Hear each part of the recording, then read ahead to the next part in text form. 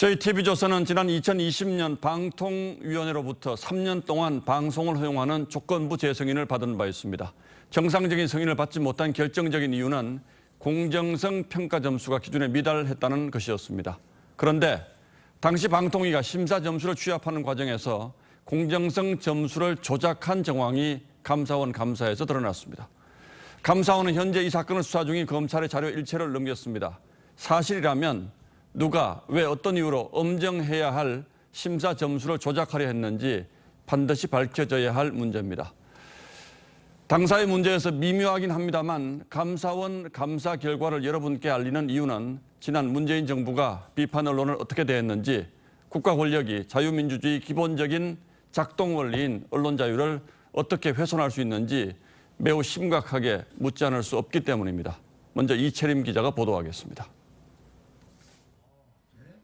종합편성 채널은 3년에서 5년마다 이루어지는 재승인 평가에서 1000점 만점에 650점을 넘기고 중점 평가 항목인 공적 책임, 공정성 등 항목에서 기준점의 절반 이상을 얻어야 재승인을 받습니다.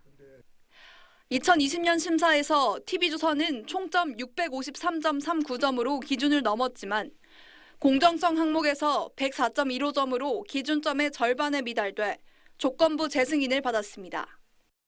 그런데 감사원은 최근 방통위 감사 과정에서 일부 재승인 심사위원들이 평가 점수를 제출한 뒤 이후 점수를 낮춘 정황을 확인한 것으로 알려졌습니다. 감사원은 감사 과정에서 방통위 직원들의 컴퓨터를 포렌식했고 일부 실무자들로부터 점수를 조작한 정황들을 확인한 것으로 전해졌습니다.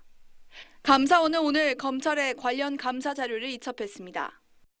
채널A는 총점과 중점평가 항목에서 모두 기준을 충족했지만 MBC가 검언 유착 의혹을 보도하면서 조건부 재승인을 받았습니다. 당시 종편 재승인이 한 차례 보류되며 총선 결과에 개입하기 위한 거 아니냐 논란이 일기도 했습니다.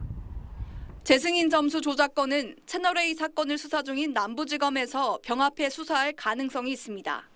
TV조선 이채림입니다.